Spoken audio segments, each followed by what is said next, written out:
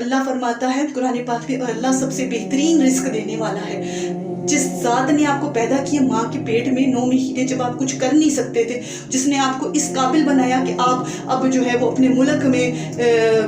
سے باہر جا کے پیسہ کمانے کا سوچ رہے ہیں، تو اللہ نے وہ ذہن، وہ صلاحیتیں، وہ کچھ چیز تو دی ہے نا جس کے بلبوتے پر آپ یہ فیصلے کر رہے ہیں۔ تو وہی چیز سوچیں کہ اس خدا کی ذات نے آپ کو اس قابل بنایا، اتنا ہنرمند، اتنا صلاحیتوں والا بنایا، آپ کو رزق اس ملک سے دیا، آپ کو پہچان اس ملک سے دی، آپ کو کامیابیاں اس ملک میں ملی، آپ کو پڑھائی لکھائی اس ملک سے ملی، سب کچھ اس ملک میں آپ نے کر لیا، اور بس باہر جا کے اب اس ملک سے بھاگ کر باقی لوگوں کو،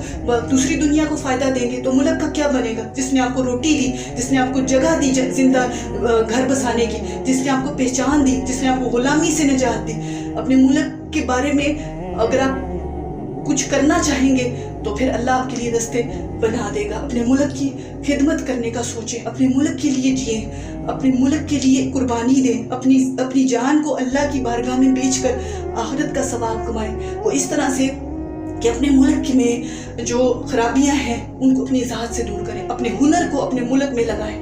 جیسے بھی حالات ہو جائے۔ انڈیا بھی حملہ کر دیتا ہے، جہاد کی صورت میں اپنا کردار ادا کریں، دشمن کو بتائیں کہ یہ دھرتی میری جان ہے،